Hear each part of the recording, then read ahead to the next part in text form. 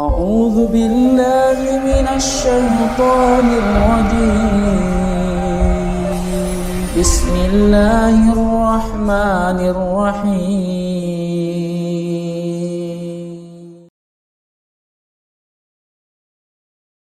Assalamualaikum warahmatullahi ta'ala wabarakatuh. Alhamdulillahirabbil alamin, wassalatu wassalamu ala sayyidina Muhammadin sayyidil awwalin wal akhirin wa man ihtada bi hadihi ila yaumiddin. Asyhadu an la ilaha illallah wahdahu la syarikalah wa asyhadu anna Muhammadan abduhu wa rasuluhu alladzi la nabiyya ba'dahu amma ba'd. Faqala Allah ta'ala fil Qur'anil Karim wa huwa asdaqul qa'ilin. A'udzu billahi minasyaitonir rajim. Innal ladzina qalu rabbuna Allahu tsumma istaqamu tatanazzalu 'alaihimul malaikah alla takhafu wa la tahzanu wa abshiru bil jannati allati kuntum tu'adun. Wa qala Rasulullah sallallahu alaihi wasallam qaribuna bil a'mali shalih wa 'alamu annahu la yanfi'u ahadin minkum bi 'amali wa la anta ya Rasulullah wa la ana illa bi fadlillahi wa rahmah. Bapak dan Ibu juga hadirin sekalian, tentu yang paling pertama dan utama kita panjatkan rasa syukur kita kehadirat Allah Subhanahu wa taala karena hari ini kita masih diberikan kesempatan untuk melaksanakan salah satu kewajiban yang hanya dibebankan kepada orang yang terpanggil hari ini. Ya ayyuhalladzina amanu kutiba alaikumusiyam. Wahai orang-orang yang beriman, diwajibkan atas kamu berpuasa. Jadi kalau hari ini ada orang yang tidak berpuasa, maka sesungguhnya dia tidak terpanggil dengan ayat ini. Karena panggilannya hanya ya ayyuhalladzina amanu, wahai orang-orang yang beriman. Adapun iman adalah nikmat Allah Subhanahu wa taala tertinggi dan terbesar yang hanya diberikan kepada orang-orang yang Allah pilih. Dalam surat Al-Fatir ayat ke-32 Allah Subhanahu wa taala menggambarkan summa awrasnal kitaba ladzi istafaina min ibadin. Kemudian kami wariskan Alkitab ini kepada siapa? Alladzi istafaina, kepada orang-orang yang kami pilih min ibadina, dari golongan hamba-hamba kami. Maka ibu bapak bersyukur hari ini kita bisa melaksanakan ibadah sahur, melaksanakan sholat dan melaksanakan insyaallah salat tarawih. Ada orang yang kemudian terpanggil iya, merasa bagian dari orang yang beriman iya, tetapi Allah kemudian tidak memberikan kesempatan untuk melaksanakannya karena sudah sampai pada ajalnya.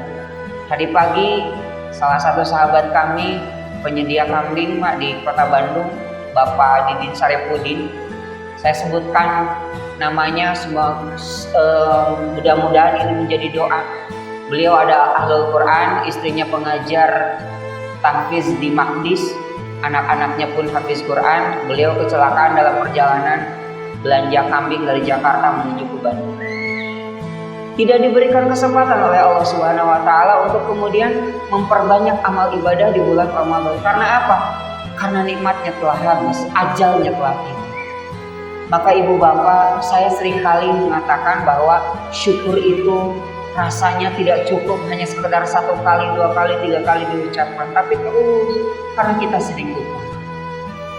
Salawat dan salam semua senantiasa dilimpahkan kepada Habibana wa Nabiyana Muhammad sallallahu alaihi wasallam, seorang pribadi yang insyaallah akan senantiasa menjadi uswah, contoh kita, teladan kita dan qudwah, pemimpin kita yang akan menunjukkan jalan kebaikan, jalan kebenaran, jalan keselamatan baik di dunia dan di akhirat. Mudah-mudahan kultum saya tidak melebihi dari kultum, karena namanya kultum itu berarti 7 menit. Kalau 15 menit berarti kulimis. Kuliah 15 menit kulimis. Kalau 7 jam bubar semuanya. Ibu bapak yang dirahmati Allah Subhanahu wa taala, tadi disampaikan saya ingin satu saat ketika kita dipertemukan oleh Allah Subhanahu wa taala di akhirat kelak, ibu dan bapak akan menjadi saksi bahwa kita pernah bertemu dalam kebaikan. Nama saya Yusuf. Beberapa orang mengenal saya ini di sini itu sebagai penyembelih, Pak. Jadi kecil-kecil gini saya pembunuh, tapi pembunuh yang halal. Karena beberapa orang itu pernah akikah di tempat kami. Mudah-mudahan perkenalan ini tidak hanya di dunia saja, tetapi kelak ibu bapak di akhirat orang-orang soleh itu akan saling mencari. Ketika di surga setelah kenikmatan Allah Subhanahu wa taala dirasakan, ada masanya ketika nanti orang-orang soleh itu saling mencari mana si fulan. Dan itu adalah orang-orang yang pernah bertemu di dunia dalam kebaikan. Yang semoga ibu dan bapak satu saat nanti ketika ibu dan bapak berada di surga, ingat kami yang pernah berada di podium ini menyampaikan kebaikan yang walau alam apakah kemudian nasib kita itu sama ataupun tidak, tetapi saya berpesan bahwa ketika antum sekalian berada di surga, jangan lupakan ada orang-orang yang pernah duduk di sini, pernah berdiri sini dan pernah berada bersama kita dalam kebaikan. Bapak dan Ibu yang dirahmati Allah Subhanahu wa taala, satu saat Rasulullah dalam sebuah pertemuan dalam majelis kemudian berbalik kepada para sahabat dan menyampaikan sebuah hadis. Qaribu nabil a'mali sholih. Wahai para sahabatku, qaribu nabil a'mali sholih. Biasakan dirimu beramal soleh. Wa'lamu annahu la yanju ahadin minkum bi amali. Dan ketahuilah oleh kalian, la yanju, tidak ada yang akan selamat dari kalian semua. Bi ahadikum, kalian semua, bi amali, dengan amal-amal kalian. Jadi Rasulullah menyampaikan hadis ini pasca sholat berjamaah dan pasca melaksanakan kebaikan. Biasakan diri kalian berbuat baik, karena apa? La yang ahadin minkum bi amali, tidak ada yang selamat dari kalian, satupun dari kalian, bi amali, dengan amal-amal kalian. Maka para sahabat itu terbiasa untuk bertanya kepada Rasulullah, dan pertanyaannya memang pertanyaan yang betul-betul mereka tidak mengetahui, bukan pertanyaan untuk menguji. Kata para sahabat, wala anta ya Rasulullah, apakah engkau juga ya Rasulullah, apakah engkau juga tidak akan selamat dengan amal-amal engkau? Kata Nabi, wala ana, demikian juga aku. Illa bifadlillahi wa rahmatih, terkecuali Allah mengaruniakan keutamaan dan mengaruniakan rahmatnya kepada kita. Bapak Ibu yang dirahmati oleh Allah Subhanahu wa taala, hadis ini ingin menggambarkan kepada kita bahwa sesungguhnya amal perbuatan kita, sebaik apapun, sebesar apapun, hakikatnya itu kalau dikonversikan dengan kenikmatan yang telah Allah berikan kepada kita, itu habis, Bapak. Kalau seandainya seluruh waktu kita pakai untuk ibadah, kita pakai untuk sholat, maka sholat kita tidak cukup untuk membayar kenikmatan yang telah Allah berikan kepada kita. Alkisah, dulu ada seorang sahabat sebelum zaman kenabian, dan dia dikaruniai oleh Allah Subhanahu wa taala kenikmatan yang luar biasa. Apa kenikmatannya itu? Berbeda dengan orang-orang lain. Yakni dia ditempatkan di sebuah tempat di tengah lautan, dan tempat itu hanya berjarak 50 hasta. 50 hasta itu 50 siku. 50 siku itu berarti setengah meter, satu siku itu setengah meter. Jadi kalau 50 siku berarti 25 meter persegi yang berada di tengah lautan.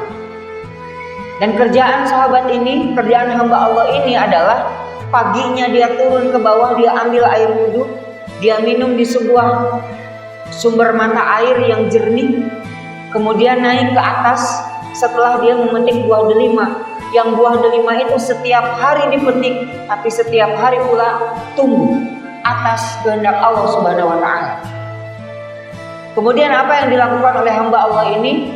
Tidak lain dan tidak bukan, dia melaksanakan sholat seumur hidupnya, yang pada saat itu dikaruniai umur selama 500 tahun.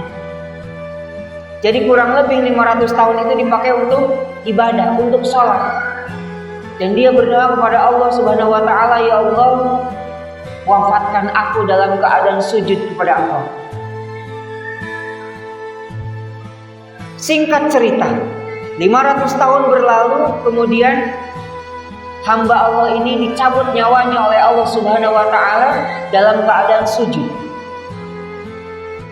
Dan singkat cerita lagi, nanti di akhirat dikisahkan dalam hadis ini, hamba Allah ini didatangkan di hadapan Allah Subhanahu wa Ta'ala, kemudian Allah perintahkan kepada para malaikat, wahai malaikat, masukkan hambaku yang soleh ini ke dalam syurgaku atas rahmat.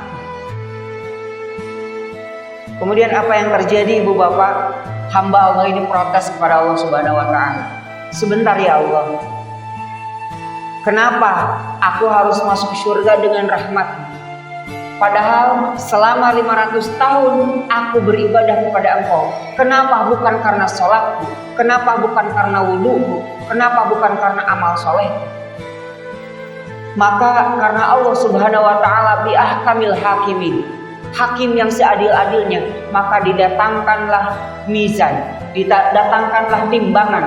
Yang timbangan itu untuk mengukur sebesar apa dan seberat apa amal ibadah orang tersebut. Kemudian ibu bapak, apa perbandingannya? Dibandingkan dengan nikmat mata sebelah kanan dari hamba Allah ini, kemudian ditimbangkan dengan amal solehnya selama 500 tahun. Dan apa yang terjadi? Ternyata habis amal soleh dengan kenikmatan yang telah diberikan oleh Allah Subhanahu wa Ta'ala ke hamba tersebut, baru matanya sebelah kanan. Coba bayangkan ibu bapak, ini kita diberikan kenikmatan oleh Allah Subhanahu wa Ta'ala mata. Mata itu dengan kesempurnaan, mata kita tidak tembus pandang ibu bapak. Kan sekali-kali hayang sih Superman gitu, tembus pandang. Tapi terbayang tidak Pak, kalau misalkan kita tembus pandang, pada saat kita mau makan, kemudian mata kita bisa melihat yang jauh di sana. Ada orang yang sedang dibunuh, ada orang yang sedang dikejar-kejar, ada orang yang sedang dijahati. Bagaimana kita bisa tenang? Telinga kita kalau lihat film kan seakan-akan kalau bisa mendengar segala macam, kebutuh handphone, kebutuh handy talkie gitu kan, kita bisa mendengar apa yang dibicarakan oleh tetangga kita misalkan, karena saking supernya telinga kita. Tetapi bayangkan kalau seandainya kita mau istirahat, kemudian semua suara itu masuk ke telinga kita. Televisi, radio, yang tanpa radio kita dengar, kemudian handphone sinyalnya masuk ke dalam telinga. Suara jin kita dengar. Naudzubillahi min dzalik. Hidup kita tidak akan tenang. Maka Allah Subhanahu wa Ta'ala ciptakan semua yang ada dalam diri kita itu sempurna sebagai ciptaan. Dan itu adalah kenikmatan yang luar biasa.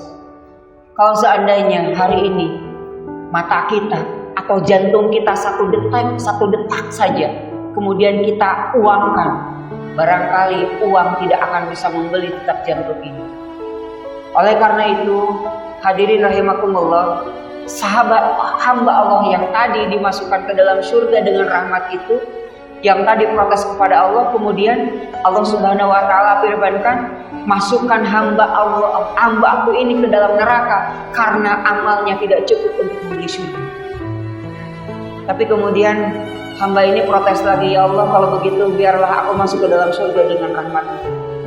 Nah ibu bapak, maksud dari Rasulullah menyampaikan hadis qoribu nabil amali sholih adalah jangan sekali-kali kita lalai dengan amal soleh kita. Seakan-akan kita dimudahkan untuk ke masjid, kemudian kita merasa bahwa kita ini akan selamat. Belum tentu. Karena ada orang yang kemudian dia seumur hidupnya beramal soleh. Dalam hadis arba'in disebutkan sampai surga jaraknya sehasta. Tetapi takdir Allah mendahului, kemudian di akhir hayatnya orang tersebut berbuat amal maksiat. Kemudian dia terjerumus ke dalam kemaksiatan dan dia meninggal dalam kemaksiatan sehingga menjadi su'ul khatim. Masuklah dia ke dalam neraka. Ada orang yang seumur hidupnya dia berbuat amal sayyi'ah, amal jelek, tetapi Allah Subhanahu wa Ta'ala berkehendak kebaikan kepadanya, maka walaupun neraka itu sejarak hasta, dengan dirinya, tetapi Allah berkehendak lain, diarahkan dia untuk berbuat amal soleh dan meninggal dalam kebaikan. Inilah yang disebut dengan husnul khatimah. Maka dari itu jangan lalai dengan amal soleh kita. Yang sudah terbiasa dengan amal soleh maka istiqomah.